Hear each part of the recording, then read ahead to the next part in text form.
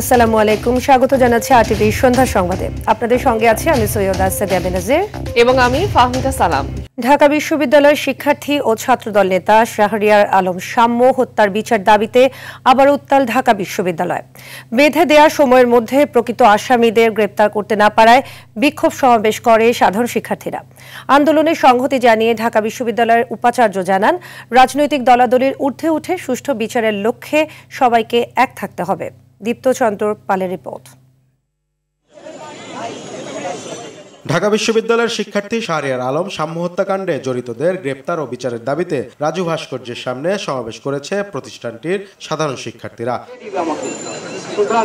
রাজু ভাস্কর্যের সামনে অবস্থান নিয়ে সাম্য হত্যার বিচার চেয়ে স্লোগান দিতে থাকে ডাবি শিক্ষার্থীরা। এ সময় তারা নিরাপদ ক্যাম্পাসের দাবিও তুলে ধরেন। পরে ঘেরাও করে শাহবাগ থানা। এই কি ঢাকা বিশ্ববিদ্যালয়ের আরো ছাত্র যে হত্যা হবে না, সে গ্যারান্টি কে দিবে?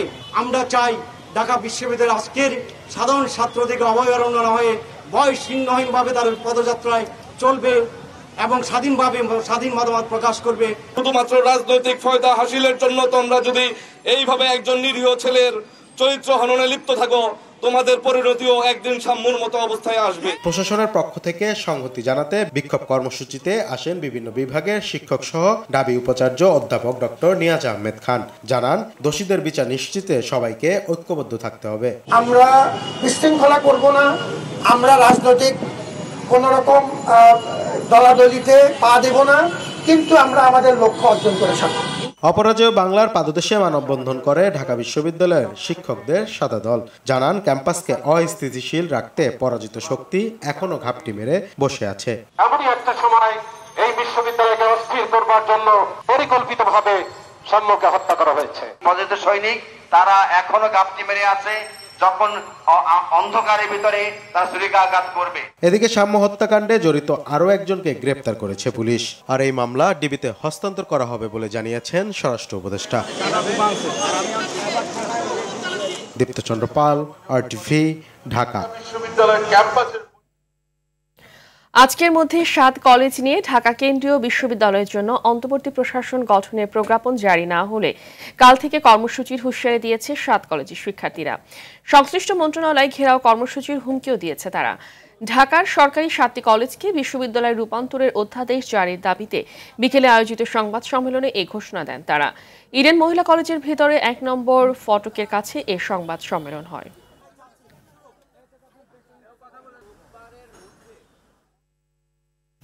বিশ্ববিদ্যালয়গুলোতে নিয়মিত ছাত্র সংসদ নির্বাচন নিয়ে পলিসি প্রকাশ করেছে ডেমোক্রেসি ফর ইন্টারন্যাশনাল।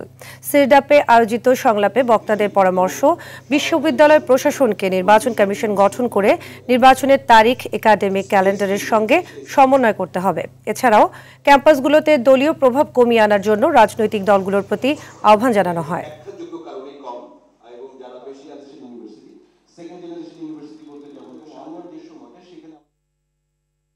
ইশরাক হোসেনের শপথের দাবিতে টানা 4র্থ দিনের মতো বিক্ষোভ চলছে নগর ভবনের সামনে। সমর্থকদের অভিযোগ, ইশরাক হোসেনকে দায়িত্ব বুঝিয়ে দিতে টালবাহানা করছে সরকার। এরই মধ্যে অবস্থান কর্মসূচির পাশাপাশি আগামীকাল থেকে নগর ভবন ব্লকেট ঘোষণা করেছে ইশরাক সমর্থকরা। কায়েস রাহাতের রিপোর্ট। চলতি বছরে 27 মার্চ নির্বাচনী ট্রাইব্যুনাল পুরাতন ফল বাতিল করে ইশরাক হোসেনকে বৈধভাবে ঢাকা দক্ষিণের নির্বাচিত মেয়র ঘোষণা করেন। 22 এপ্রিল প্রকাশ করা হয় গ্যাজেট। এরপর বেশ অনেকদিন অতিবাহিত হলেও এখনো শপথ নিতে পারেননি ইশরাক হোসেন। তারই জেরে 4 দিন ধরে নগর ভবনের সামনে বিক্ষোভ করছে তার সমর্থকরা। দাবি, দ্রুত দায়িত্ব হস্তান্তরের। আমাদের বিএনপির প্রাণের দাবি, নগরবাসীর প্রাণের দাবি, ইশরাককে কেন মেয়র হিসেবে শপথ বাক্য পাঠ করানো হচ্ছে না? এটা নিয়ে কোনো তালবাহানা করলে চলবে না। আমরা চাই ইশরাককে মেয়র ঘোষণা করছে, ইশরাককে মেয়র করতেই হবে। তার এই রায়টি আদালতের মাধ্যমে হয়েছে এবং সেই রায় পর্যবেক্ষণ করে ইসি ইতিমধ্যে গ্যাজেট প্রকাশ করছে।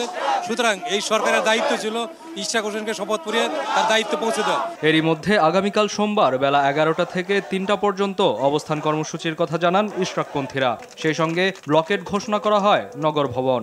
সকাল 11টায় আমরা নগর ভবনের সামনে বিক্ষোভ দেখাবো, অবস্থান নিব। নগর ভবনের কার্যক্রম আগামীকালের জন্য বন্ধ করে দেওয়ার জন্য আমরা ব্লকের কর্মসূচি ঘোষণা করলাম।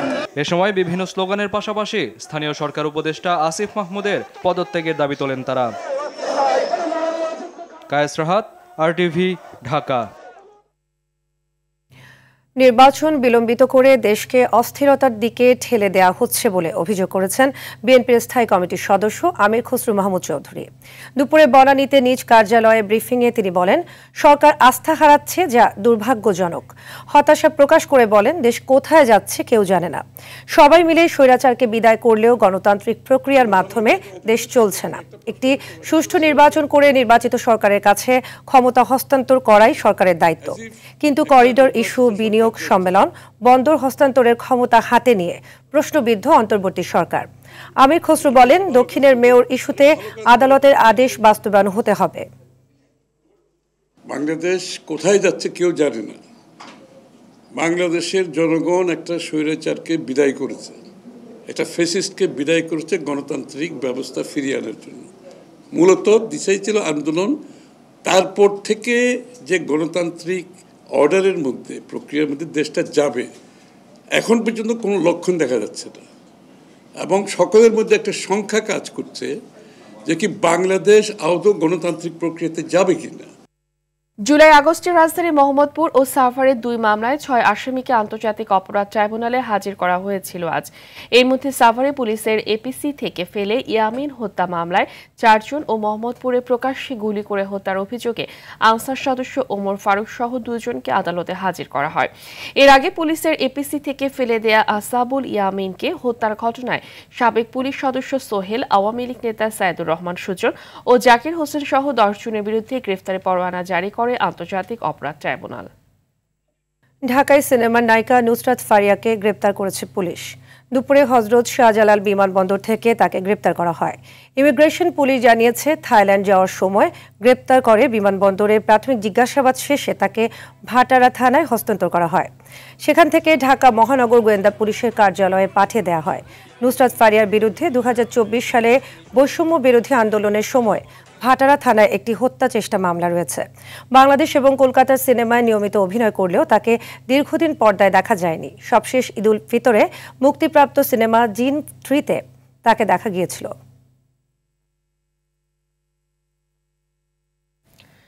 আগামী অর্থ বছরের জন্য 2,30,000 কোটি টাকার বার্ষিক উন্নয়ন কর্মসূচি অনুমোদন দিয়েছে জাতীয় অর্থনৈতিক পরিষদ, যা গত অর্থ বছরের চেয়ে 35,000 কোটি টাকা কম। দুপুরে রাজধানীর শেরেবাংলা নগরের NEC সম্মেলন কক্ষে অনুষ্ঠিত বৈঠকে অনুমোদন দেওয়া হয়। বৈঠকে সভাপতিত্ব করেন প্রধান উপদেষ্টা ডক্টর মোহাম্মদ ইউনূস। অনুমোদিত ADPর মধ্যে সরকারি তহবিল থেকে 1,44,000 কোটি টাকা এবং বৈদেশিক সহায়তা থেকে 86,000 কোটি টাকা খরচের লক্ষ্য ধরা হয়েছে। নতুন অর্থ বছরের 5 খাতেই যাচ্ছে মোট বরাদ্দের 69.93%। মন্ত্রণালয় ও বিভাগের মধ্যে সর্বোচ্চ বরাদ্দ পাচ্ছে স্থানীয় সরকার বিভাগ, আর সর্বনিম্ন বরাদ্দ পাচ্ছে সংসদ বিষয়ক সচিবালয়।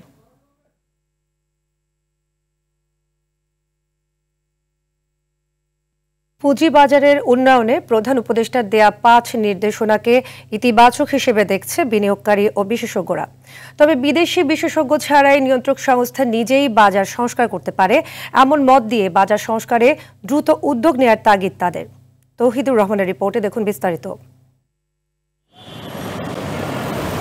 নিয়ন্ত্রক সংস্থা Bangladesh securities and exchange commission বিসেকের বর্তমান কমিশন দায়িত্ব নেওয়ার সময় ঢাকা স্টক এক্সচেঞ্জের প্রধান সূচক ছিল 5,775 পয়েন্ট।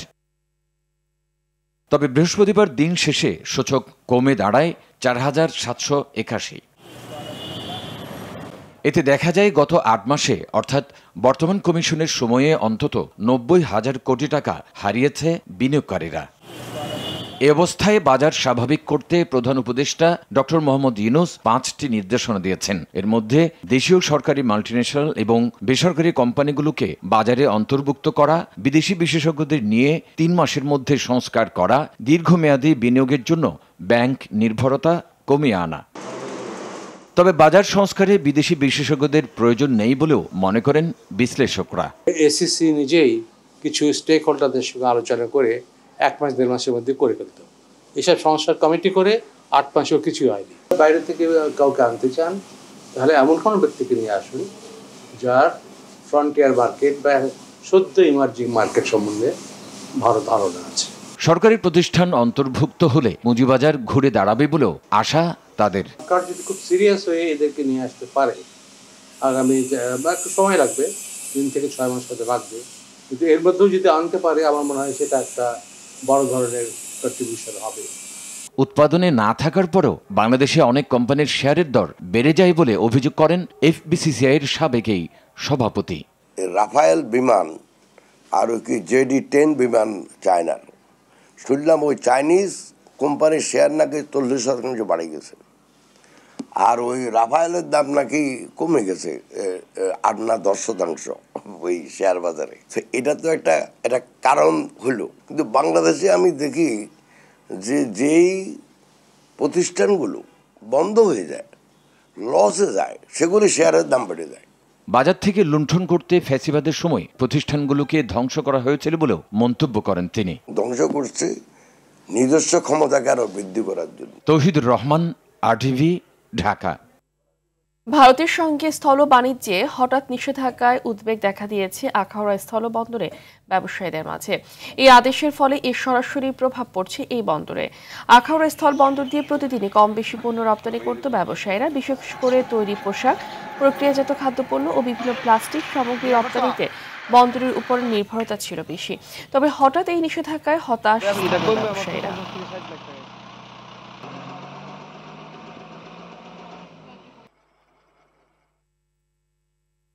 বাংলাদেশের স্থলবন্দর দিয়ে পণ্য আমদানি বন্ধ করায় ভারতই বেশি ক্ষতিগ্রস্ত হবে বলে মনে করছেন বাণিজ্য উপদেষ্টা শেখ বশিরউদ্দিন।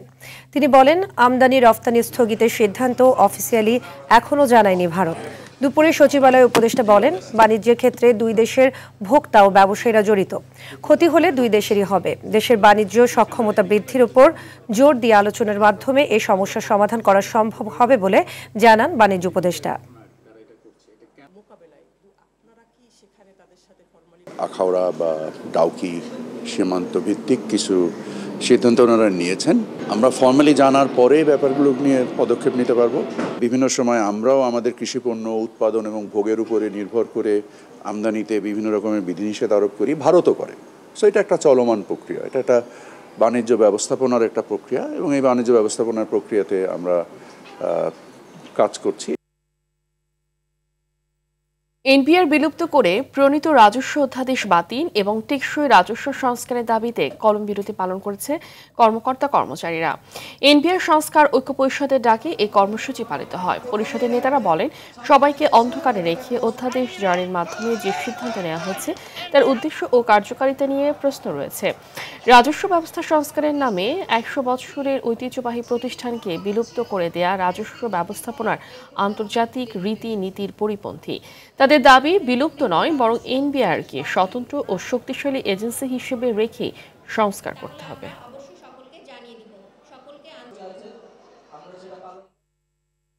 এনবিআর বিলুপ্ত করে সরকারের জারি করা অধ্যাদেশের বৈধতা চ্যালেঞ্জ করে হাইকোর্টে রিট করেছেন এক আইনজীবী। আইন সচিব ও অর্থ সচিবকে বিবাদী করে এই রিটে অধ্যাদেশটি কেন সংবিধানের সঙ্গে সাংঘর্ষিক এবং আইনগত কর্তৃত্ব বহির্ভূত ঘোষণা করা হবে না তা জানতে চেয়ে রুল চাওয়া হয়েছে। রুল বিচারাধীন থাকা অবস্থায় অধ্যাদেশের কার্যক্রম স্থগিতের আবেদন জানানো হয়েছে। গত 12 মে জাতীয় রাজস্ব বোর্ড এনবিআর ভেঙে রাজস্ব নীতি ও রাজস্ব ব্যবস্থাপনা নামে দুটি বিভাগ করে অধ্যাদেশ জারি করে সরকার।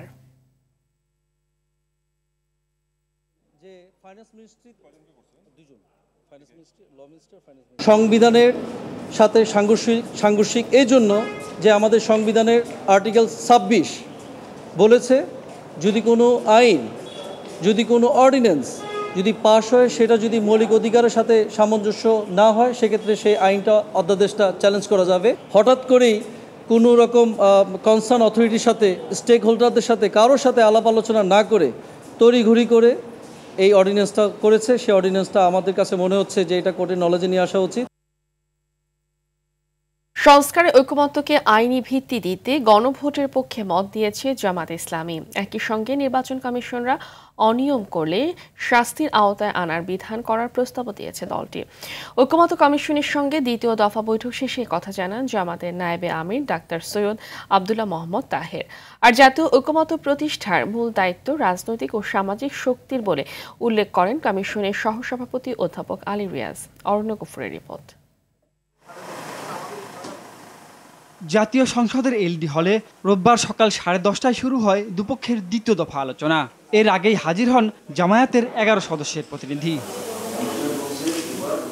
বিচার বিভাগের স্বাধীনতা নিশ্চিতে আলাদা সচিবালয় সহ সাংবিধানিক প্রতিষ্ঠানগুলোর স্বচ্ছতা নিশ্চিতের উপর জোর দেয় জামায়াতে ইসলামী। দুদকের অভ্যন্তরীণ অনিয়ম তদন্তে একটি ওয়াচডগ টাস্কফোর্স গঠন ও নির্বাচন কমিশনারদের অবসরের পরেও জবাবদিহির মধ্যে রাখার প্রস্তাব দেয় দলটি। আমাদের বিদ্যমান আইনে নির্বাচন কমিশনারদের ত্রুটি বিচ্যুতি এবং তাদের ভুলভ্রান্তির জন্য খুব বেশি শাস্তির কোনো সিস্টেম আমাদের দেশে নেই। এবার আমরা প্রস্তাব করছি তাদের জন্য একটি আইনের সংশোধন করে জবাবদিহির আওতায় আনতে হবে এবং নির্বাচন কমিশন থেকে রিটায়ার করার পরেও তাদেরকে শাস্তির আওতায় আনতে হবে। এই জন্য প্রয়োজনীয় আইনের সংশোধন করা দরকার। তত্ত্বাবধায়ক সরকার গঠনের সবশেষ অবসরপ্রাপ্ত বিচারপতি অথবা সার্চ কমিটির প্রস্তাবনা দিয়েছে জামায়াত। তবে উপদেষ্টা পরিষদ গঠনের ক্ষমতা প্রধান উপদেষ্টার হাতে রাখতে একমত দলটি। পরে আরো বৈঠক হবে। 2 মেয়াদের বেশি প্রধানমন্ত্রী নয় এবং একই ব্যক্তি সরকার ও দলীয় প্রধান নয়, এটা প্রথম বৈঠকেই নিশ্চিত করেছিল ইসলামী দলটি। সুষ্ঠু নির্বাচনকে প্রাধান্য দিয়ে দ্রুততম সময়ে সংস্কার শেষ করার তাগিদ তাদের। দ্রুততম সময়ে জাতীয় সনদের দিকে এগিয়ে যেতে আশাবাদী ঐকমত্য কমিশনও। জাতীয় ঐকমত্য প্রতিষ্ঠা আসলে রাজনৈতিক দলগুলো, সিভিল সোসাইটি এবং অন্যান্য রাজনৈতিক শক্তিগুলো, সামাজিক শক্তিগুলোর দায়িত্ব। সকলেই আন্তরিক, সকলেই চান এবং আমরা বিশ্বাস করি সকলের প্রচেষ্টা নিঃসন্দেহে সফল হবে। অরণ্য গফুর, আরটিভি, ঢাকা। ধন্যবাদ জানাই। চট্টগ্রাম নগরীতে অবৈধভাবে চলাচল করা ব্যাটারি চালিত রিকশার বিরুদ্ধে সাহসী অভিযান চালিয়েছে পুলিশ। নগরীর কাজীর দেউরি মোড়ে 50 থেকে 60টি ব্যাটারি চালিত রিকশা জব্দ করা হয়। পুলিশ জানায় নিয়ম নীতি তোয়াক্কা না করে প্রধান সড়কে এসব রিকশা চলাচল করছে, যা সম্পূর্ণ বেআইনি। কয়েক দফা অভিযানের পরও বন্ধ হয়নি অবৈধ রিকশা চলাচল। গেল 19 এপ্রিল নগরীর কাপাসগোলায় খালে ব্যাটারি চালিত রিকশা থেকে পড়ে 6 মাস বয়সী শিশু মারা যায়। এই ঘটনার পর ব্যাটারি চালিত অটোরিকশার বিরুদ্ধে অভিযান জোরদার করেছে চট্টগ্রাম মহানগর পুলিশ।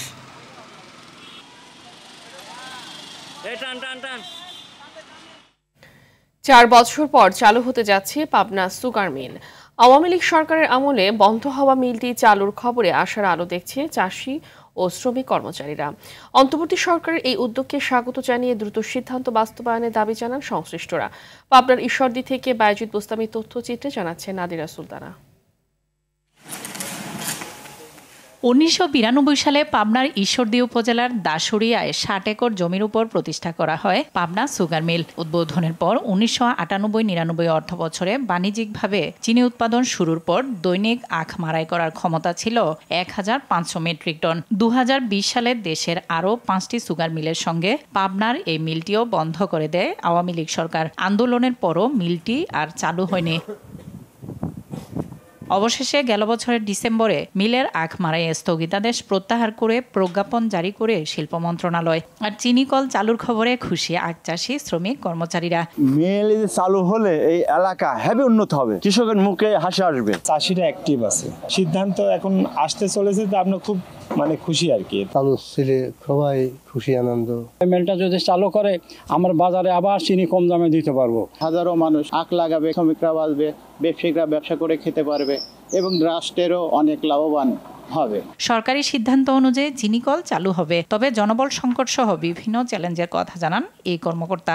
আমাদেরকে আখ প্রাপ্তিটা নিশ্চিত করতে হবে যেন পর্যাপ্ত সময় পর্যন্ত মিলটা চালু রাখা যায় এবং সেই সাথে জনবল, এবং যেহেতু এটা মারাই কার্যক্রম স্থগিত আছে সেক্ষেত্রে এখানে বড় ধরনের মেরামত কার্যেরও প্রয়োজন হবে। দ্রুত সংকট নিরসন করে চিনিকলটি চালুর দাবি আখ চাষি ও স্থানীয়দের। নাদিরা সুলতানা, আরটিভি। সুলতান, জিল্লু, কঙ্করাজ এমন সব বাহারি নাম দেয়া হয়েছে গরুর। বাহারি জাতের বাহারি এসব গরুর দাম হাঁকা হচ্ছে ৭৬,০০০ থেকে শুরু করে ১২ লাখ টাকা পর্যন্ত। নারায়ণগঞ্জের RK এগ্রোতে এমন সব বাহারি গরু দেখতে দর্শনার্থীরা ভিড় করছেন প্রতিনিয়ত। কোরবানির ঈদ যত এগিয়ে আসছে বেচা বিক্রিও তেমন বাড়তে শুরু করেছে। কোরবানির পশুর প্রস্তুতি নিয়ে সাকিবুর রহমানের ধারাবাহিকের তৃতীয় পর্ব ছবি তুলেছেন নাজমুল হোসেন সাইমন। পছন্দ করে নাম দেয়া হয়েছে সুলতান। বেশভূষাও সুলতানের মতো, স্বভাব কিছুটা ঠান্ডা। রাজস্থানী হাসা জাতের এই গরুর ওজন ১ টনের বেশি। এরই মধ্যে বিক্রি হয়েছে সুলতান। তবে খামারের মূল আকর্ষণ জিল্লু। ভুট্টি জাতের কালো গরুর নাম রাখা হয়েছে সিনেমার চরিত্র থেকে, তাই দর্শনার্থীদের আকর্ষণও বেশি জিল্লুর দিকে। চলছে দরদাম। জিল্লুটা দামাদামি হচ্ছে, আমাদের আস্কিং প্রাইস ২.৫ লক্ষ টাকা। কংগ্রাস জাতের বিশাল শিংওয়ালা গরু দুটি দেখলে পছন্দ হবে যে কারোরই, তাই আগে ভাগেই ১৮ লাখ টাকায় কিনে নিয়েছেন এক ক্রেতা। দাম দর গতবার চেয়ে একটু বেশি মনে হচ্ছে, যে এই গরুগুলা দেখে আমার অনেক ভালো লাগতেছে। সবগুলো গরুই সুন্দর, দামটার ব্যাপারে একটু বেশি মনে হয়। খামারটিতে আছে ক্রেতা দর্শনার্থীর ভিড়। কেউ দরদাম করছে, আবার কেউ নির্দিষ্ট করে যাচ্ছেন পছন্দের গরু। ২, ৪, ৫, ৭ বছর ধরে যাই কিনতেছি, হাঁসাটাই কিনছি বেশি। বাবার সাথে এখানে আসছি গরু কিনতে, ইনশাআল্লাহ গরু পছন্দ করে বাসায় নিয়ে যাব। বাচ্চা নিয়ে আসছি, ভয়ের কিছু নেই। বাচ্চারা যারা আছে ওরা অ্যাকচুয়ালি গরু এবং ছাগল দেখে একটু খুশি হয়। শুধু এমন বড় গরুই নয়, সব ধরনের ক্রেতার কথা মাথায় রেখেছে খামারের মালিক। ছোট আকারের গরু ওজন করে আর বড়গুলো বিক্রি হচ্ছে দরদামের মাধ্যমে। ৬৫,০০০ টাকা থেকে শুরু করে ১২ লক্ষ টাকার পর্যন্ত গরু আছে। এর মধ্যে যার যেরকম রেঞ্জের প্রয়োজন, আশা করি এখানে আসলে তার যে চাহিদা, সেই চাহিদা অনুসারে পশুটি এখান থেকে সে ক্রয় করতে পারবে। শুধু গরুই নয়, খামারটিতে আছে নানা ধরনের মহিষ ও ছাগল। জাত ভেদে খাসি বিক্রি হচ্ছে ১৮,০০০ থেকে লাখ টাকায়। রাজস্থানী খাসি আছে বিভিন্ন জাতের, সুজাত আছে, বিটল, বারবারি। সাকিবুর রহমান, RTV, ঢাকা। বৃহৎ পরিসরে আধুনিক ও উন্নত গ্রাহক সেবা দেওয়ার লক্ষ্যে মার্কেন্টাইল ব্যাংকের হেমায়েতপুর শাখায় স্থানান্তর করা হয়েছে। আজ থেকে শাখাটির কার্যক্রম চলছে সাভার থানার মাদানী সুপারমার্কেটের নতুন ঠিকানায়। ব্যাংকের ব্যবস্থাপনা পরিচালক মতিউর হাসান প্রধান কার্যালয় থেকে ভার্চুয়ালি যুক্ত হয়ে নতুন ঠিকানায় হেমায়েতপুর শাখায় শুভ উদ্বোধন করেন।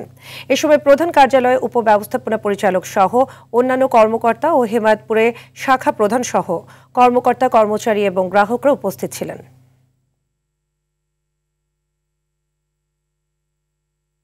পঞ্চাশ বছর পার করল দেশের অন্যতম জনপ্রিয় খাবার স্যালাইন ওটস স্যালাইন এন। এ উপলক্ষে নতুন প্যাকেজিং নিয়ে এসেছে প্রতিষ্ঠানটি। এসএমসি ওটস স্যালাইন নামে বাজারে এসেছে নতুন এই প্যাকেট। এসএমসি এন্টারপ্রাইজ লিমিটেডের ব্যবস্থাপনা পরিচালক সাইফ নাসির জানান, গ্রাহকদের কথা মাথায় রেখে কাজ করে যাচ্ছেন তারা। এই সময় বিগত ৫০ বছরের সফলতাকে কাজে লাগিয়ে সামনে এগিয়ে যাওয়ার প্রত্যয় ব্যক্ত করা হয়।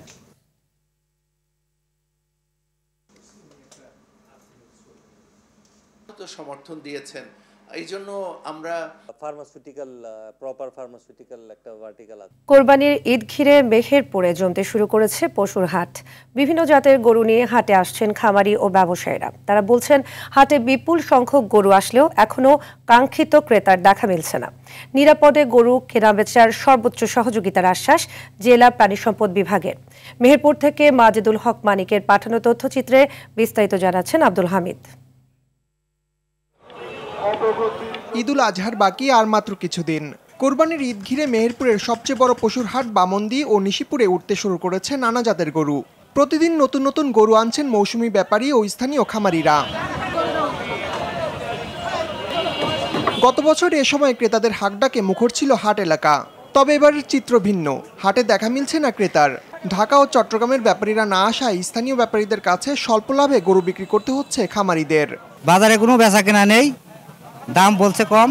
গত বছরও ১,৭০,৭৫,০০০ টাকার মধ্যে নিচ্ছে, এগুলা 2,70,০০০ মতো দাম চাচ্ছে। এটা ভূমিকা নেবে যাতে আমরা নিরাপদে যাইতে পারবো, যাই গরু টরু বেচা কেনাকে চলে আসতে পারবো। এদিকে হাটে নিরাপদে নির্বিঘ্নে গরু কেনা বেচা ও বাজারজাতকরণে সব ধরনের সহযোগিতার আশ্বাস জেলা প্রাণী সম্পদ কর্মকর্তা ডাক্তার সুব্রত কুমার ব্যানার্জির। গরু হঠাৎ করে আক্রান্ত হয়ে যায় কোনো প্রাণী, সেক্ষেত্রে আমাদের ডাক্তার থাকবে, জেলা প্রশাসনের সহযোগিতায় যাতে নিরাপদে যেতে পারে এই ধরনের চেষ্টা আমরা আছি। এবছর মেহেরপুরে ১,৭১,৭৫৩টি পশু কোরবানির জন্য প্রস্তুত রয়েছে। জেলার চাহিদা মিটিয়ে বেশি থাকা ৮১,৫৬০টি পশু বিভিন্ন জেলার হাটে তোলা হবে। আব্দুল হামিদ, RTV। নানা অনিয়মের অভিযোগের প্রেক্ষিতে যশোরের অভয়নগর উপজেলা স্বাস্থ্য কমপ্লেক্সে অভিযান পরিচালনা করেছে দুর্নীতি দমন কমিশন। সকাল থেকে দুপুর পর্যন্ত হাসপাতালে বিভিন্ন বিভাগে এই অভিযান পরিচালনা করেন। হাসপাতালে ডাক্তারদের উপস্থিতি, স্বাস্থ্যসেবার মান, খাবার পরিবেশন ও অ্যাম্বুলেন্স সেবার বিষয়ে নানা অনিয়মের সত্যতা পান। অভিযানে নেতৃত্ব দেন জেলা দুর্নীতি দমন কমিশনের সহকারী পরিচালক মোহাম্মদ আলামিন। এদিকে লালমনিরহাট সদর হাসপাতালে হঠাৎ অভিযান চালিয়েছে দুদক। সকালে কুড়িগ্রাম লালমনিরহাট সমন্বিত দুদক টিম ছদ্মবেশে অভিযান চালিয়ে হাসপাতালের বহির্বিভাগে একাধিক অনিয়ম পেয়েছে। রোগীদের সরবরাহ করা খাবারের মান নিয়ে ওঠে নানা প্রশ্ন। 2 বক্স মিলে মাছ 180 গ্রাম, তার মানে হচ্ছে দুপুরের বেলা 90 গ্রাম এবং রাতের বেলা 90 গ্রাম মাছ দেওয়ার কথা। মাছটা পরিমাপ করি তো সেখানে দেখা যায় 90 গ্রামের স্থলে 30 গ্রাম, 40 গ্রাম এবং সর্বোচ্চ আমরা 50 গ্রাম পেয়েছি। খাবারের মান উন্নয়নে যা ব্যবস্থা গ্রহণ করার দরকার তা উনি গ্রহণ করবেন। যে ভোটের জন্য এত রক্ত দেওয়া হয়েছে, এত লড়াই সংগ্রাম হয়েছে, সেই ভোটাধিকার এখনও জনগণ পায়নি বলে মন্তব্য করেছেন বিএনপির সিনিয়র যুগ্ম মহাসচিব অ্যাডভোকেট রুহুল কবির রিজভী। শনিবার বিকেলে নরসিংদীতে আরাফাত রহমান কোকো স্মৃতি ফুটবল খেলার সমাপনী অনুষ্ঠানে তিনি একথা বলেন। এ সময় তিনি আরও বলেন, কবে সংস্কার শেষ হবে আর কবে নির্বাচনের তফসিল ঘোষণা করা হবে তা জনগণ জানতে চায়। বিএনপির কেন্দ্রীয় কমিটির স্বেচ্ছাসেবক বিষয়ক সহ সম্পাদক আব্দুল কাদের ভুইয়া জুয়েল, বিএনপির যুগ্ম মহাসচিব খায়রুল কবির খোকন সহ অন্যান্যরা উপস্থিত ছিলেন।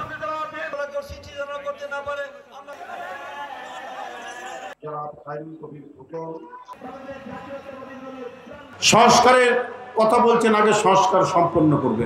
কখন সম্পন্ন করবে, কিভাবে সম্পন্ন করবে? নির্বাচিত সরকার থাকলে যে কাজগুলো করতে পারত সেই কাজগুলো আটকে আছে। আজকে জবাবদিহিমূলক সরকার আসলে পরে এই কাজগুলো করত নির্বাচিত সরকার, এই কাজগুলো তারা করতে পারছে না। নারী ও শিশু সহ অন্তত 40 রোহিঙ্গা শরণার্থীকে আন্দামান সাগরে ফেলে দিয়েছে ভারত। এ ঘটনায় উদ্বেগ জানিয়ে তদন্তের ঘোষণা দিয়েছে জাতিসংঘ।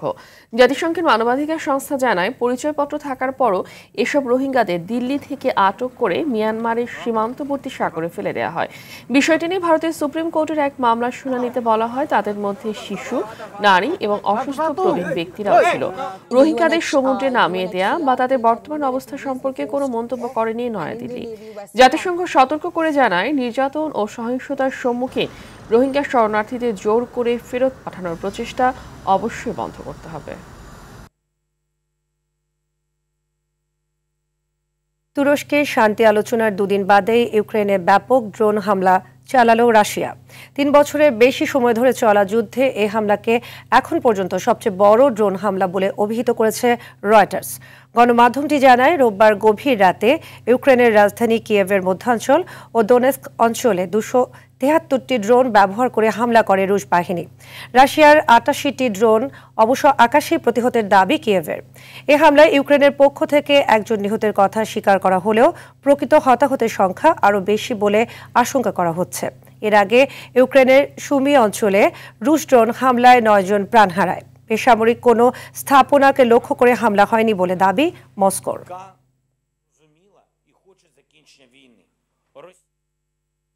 যুক্তরাষ্ট্রে টর্নেডোর তাণ্ডবে নিহত হয়েছে 27 জন, আহত হয়েছে বহু মানুষ। ধ্বংসস্তূপে উদ্ধার কাজ চালিয়ে যাচ্ছে জরুরি সেবা সংস্থাগুলো।